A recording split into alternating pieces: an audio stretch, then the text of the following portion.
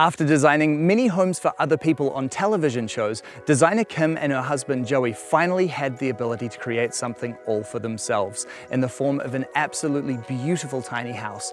And today we've traveled to their home here in Austin, Texas to see what they've done.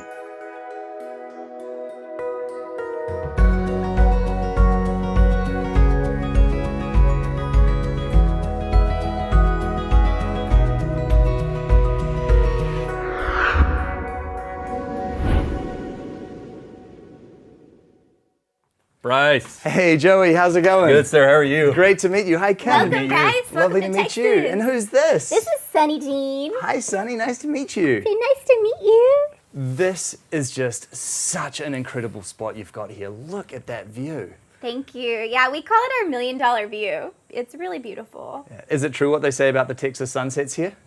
What do they say about the Texas sunsets? Yeah, you let us know. You tell us. Really? I grew up They're here, supposed I to don't be the best sunsets in the world. They're pretty epic. Oh yeah. They're They pretty are. epic. The sky gets really pink. Wow. Yeah, and a good thunderstorm when that rolls through is awesome. Yeah, But- yeah. I love when it rains out here, especially. We get to catch the water and drink it. That's the way it's supposed to be, right? That's the way. Yeah. That's the way life should be. And your home here is just so beautiful as well. Firstly, what was it that actually inspired you to live in a tiny house? Yeah, so I used to design for Extreme Makeover Home Edition, the TV show, and we would draw homes that were like 3,500 square feet, and I could never see myself living in that. Then I went to work for the TV show Tiny House Nation, and I started meeting, this was years ago, I started meeting all these cool people that were like, I want to live in a tiny house, and they were traveling nurses or artists, or they felt like my people, like my tribe, you know? So I was like, I actually can see myself living in a tiny home someday. And then Joey and I met, and I'm like, what do you think about this idea of tiny homes? Of course, none of this family was happening yet, but he's like, yeah, he loves outside and being out in nature, and we found this property, and it became available to rent. And it's really interesting what you've done here as well, because you've actually taken two tiny houses on wheels, but can join them into the one home. Yes, the floor plan is shaped like an L. So we have on one side the living and dining and kitchen, and then on the other side we have the bedroom and the bathroom. So it really does feel very spacious. Absolutely. I love the way that you have joined them. You've created this kind of little alcove between the two of them. And then the deck does really give you so much more living space. Yeah, the breezeway is funny because, you know, you have to go outside to go from one side to the other, to go to the bathroom or to go to the kitchen. But we don't mind it. I mean, the weather here is like, it's not that bad. So yeah, you just kind of jump across and be barefoot, and you're one with the bugs. You are one with Wow. the bugs. You're one with the rain. You tend to take your socks off if the deck is wet to be able to get into the other unit. But like you're one with the earth, and it's the way life should be. Like we said, like being able to catch the water and drink it, and then be outside every day. You're forced outside to go to your bedroom. It's cool. And so talk to me about the exterior design of the home. What are the materials that you've used in its construction? Yeah, we just used a board and bat hardy siding and cedar fascia, and we have a metal roof. And the metal roof has been an integral part of the rainwater system that we wanted to be a part of. And the exterior design, I feel like my favorite thing about this are these doors, these accordion doors. And just when you open them, there's a lot of natural light, which we both love. He's a filmmaker, I'm a designer. We want a lot of sunlight in our lives. And so the windows have been a really big part of that. And then the actual color palette is really inspired by sunsets. And so we both love Joshua Tree, the desert out in California. So the palette is inspired by kind of a sunset vibe. And so we painted the colorful steps. I call those my Candyland stairs, just for like a pop of color as you come up into the home. And what size are the tiny homes? The total tiny home is about 560 square feet. Okay. Yeah. So this unit right here is 11 foot wide. So we're under that 12-foot threshold for the road. And then it's 26 foot long. This side is a little bit longer to connect, right? So because that side doesn't have a breezeway. So that side is 11 by 32 feet. What a great size, especially with the unexpected addition, huh? Yeah. And another. Yeah. And the other one still to come. Yes, we have a baby coming in 2 months. Yes. Very exciting. Congratulations. Thank you. you. It's a boy, so we'll have one of each. One of each. Fantastic. Oh, that's lovely. Congratulations to Thank you you. both. Thanks, Bryce. Well, I absolutely love what you've done here with the house. I think it's really unique the way that this has been constructed and joined together, and I cannot wait to see the inside. Can we check it Yes. out? Yeah, let's show you. All right. Come on in.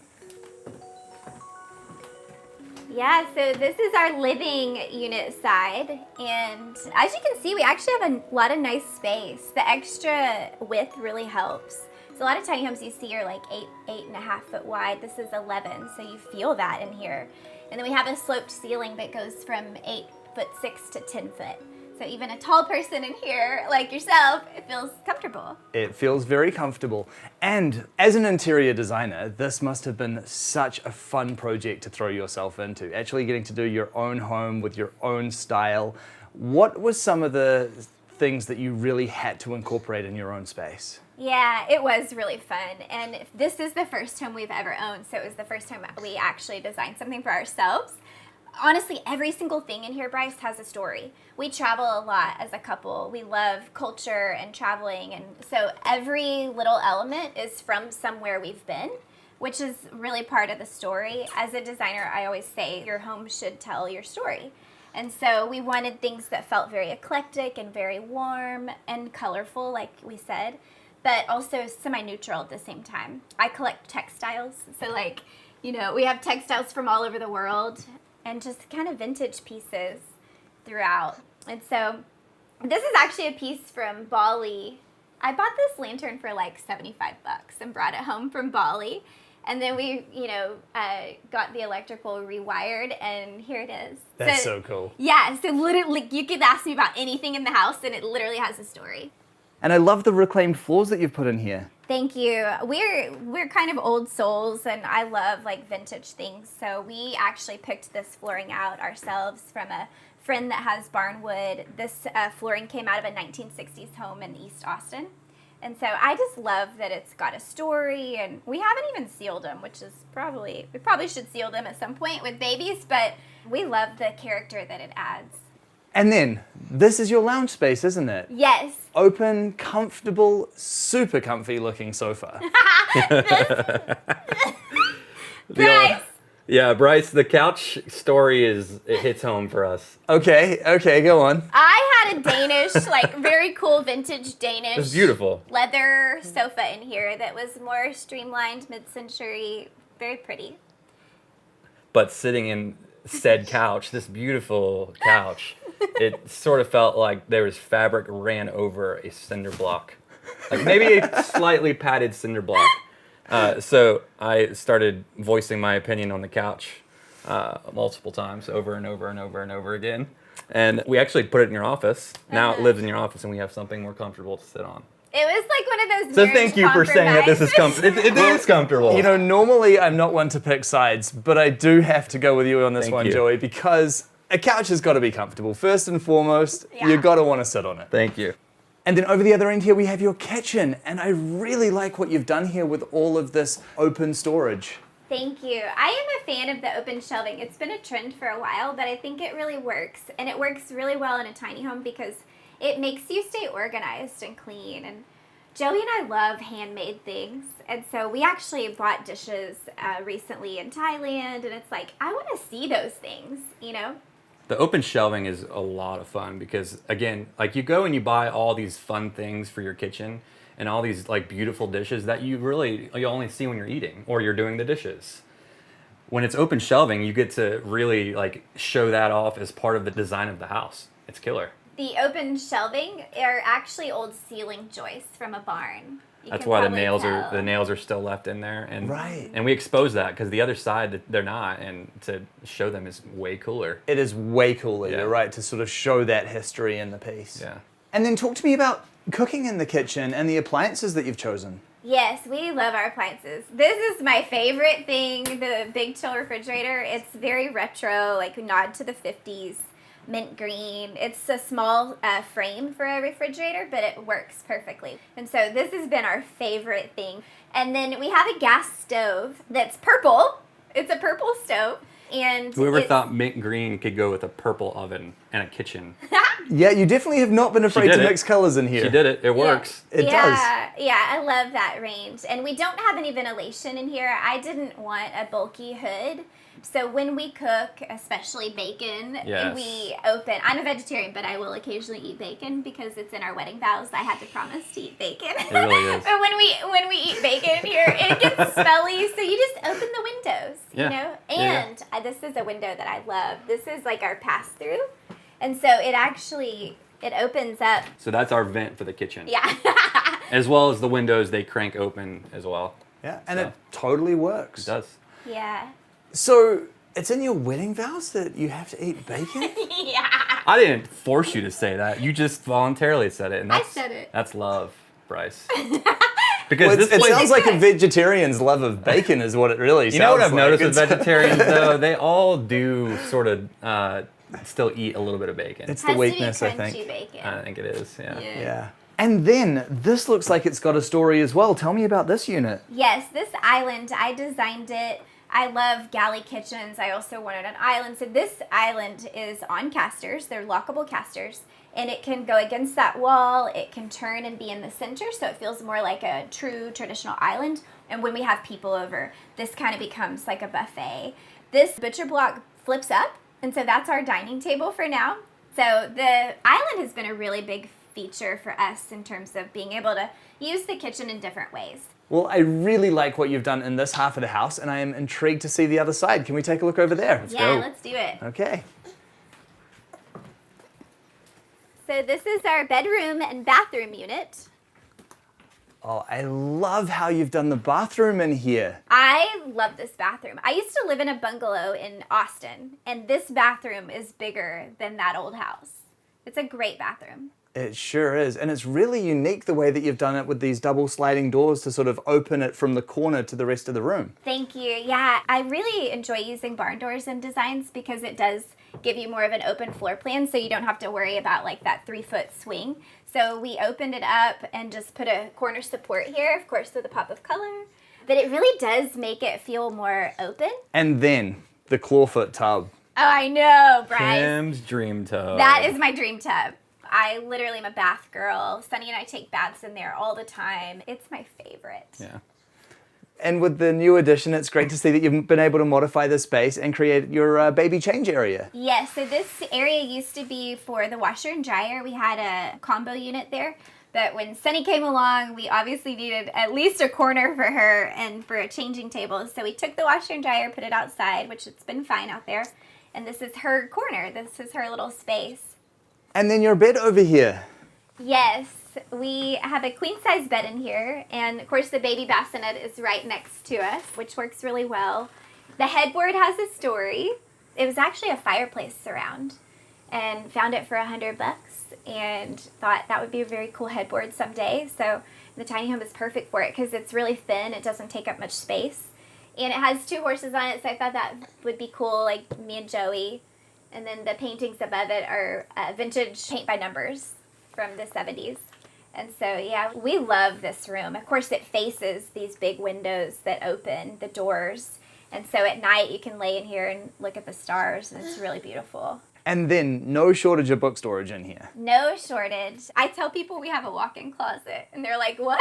But that's a walk-in closet because we put this bookshelf up and it acts as a divider for the space. We wanted something that could act as a divider but not completely close off the space. So it works really well. But yeah, we have a lot of things, a lot of little trinkets. So how long have you been living in the home now? Almost 2 years. 2 years now. Yeah. Yeah.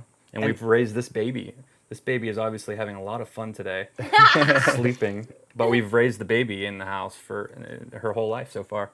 You know, there's moments living in a tiny home that you're like, this is harder. You know, we don't have a dining table. We don't even have a high chair for her in here because it seems like one more thing to add into the space. So we'll sit on the rug in the living room and eat on the floor. And that sounds crazy, but I kind of look at those moments and I smile because she doesn't know the difference. And it's teaching us humility. We don't need a lot of big things in life to be happy. And honestly, the toys you buy her, she ends up playing with something else that's not a toy, you know? And so these are things that I think are valuable for her to learn growing up, that, you know, you can be happy no matter what size of home you live in. And that closeness is there. There's so much unique design that's gone into this home and so many great little vintage finds and everything. Can you talk to me a little bit about the budget of realizing this project? Yeah, it's a premium tiny home. I chose finishes that are a little bit nicer, like the clawfoot tub, because I knew we were going to be up close and very personal with these things. So I think it's worth it to spend a little bit more on a home when it's this small because the floor plan is smaller, square space is smaller, you're not buying as much tile and flooring, but you see it and feel it a lot more. So it was a little over $100,000. And so what does the future hold for you both now? Yeah, so to be completely transparent, yes, we're having a baby, and yes, we're almost done paying this off. So our intentions now are we're actually under contract buying a house right now about 15 miles away with 3 acres of property, and our intentions are to bring this with us and use it as a guest home. Yeah. Congratulations. Thank you. That is so cool. Thank you. I think one of the things that's just so good about that story is that it shows that a tiny house like this really is an investment. Yes. Right? It's something that serves you for a period of your life, and when your family outgrows the space, it still is a tangible asset that can keep giving back to you. Absolutely. There are so many ways that we're excited to use the tiny home for a guest space, for a home office. We do photo shoots all the time, and we're really attached to this, Bryce. Like, I don't want to get rid of the tiny home. We have people wanting to buy it, and it just feels like it is an asset. It's totally an investment. And so we're excited that it's going to stay in our family and that investment is going to grow with us, and it's honestly going to help us pay the mortgage. Well, this is our first home to own, and it feels so good to know that this is ours. And so when you're getting something for it or making a change, you know that it's an investment, and there's a lot of value in that. Also, just being a little disconnected from the city is nice, to be out in nature. We've loved that aspect of being out here, but yeah, it's ours, and that feels really good, and we can be really proud of that. We poured a lot of soul into this house, you can see that. And everything means something. Everything tells the story of who we are and who our family is. Mm-hmm. And it's all sitting on wheels for us to take with us. Yes. Well, I just think this is such a beautiful home. I can really see how much style and heart you've poured into each and every corner of it. Thank you so much for sharing it with me. Thanks for coming. Yeah, and thank you, seeing it. Bryce. Thank It's a you. pleasure having y'all today. My pleasure to be here, and this one's ready for bed, I think. Look at that. She's really good. Thank you, Sunny. She rolls with the punches. Yeah, she does. The design of this tiny house really is something very unique. It was really good to see an interior designer's take on things, and the way that she wasn't afraid to use color and really interesting elements to create both a sense of space and functionality in the house. It's especially interesting to me the way that these two homes have also been joined together to form one functional space. And even though this house has now been outgrown by this young family, it's so cool the way that this now gets to come with them and start a whole new chapter of their lives.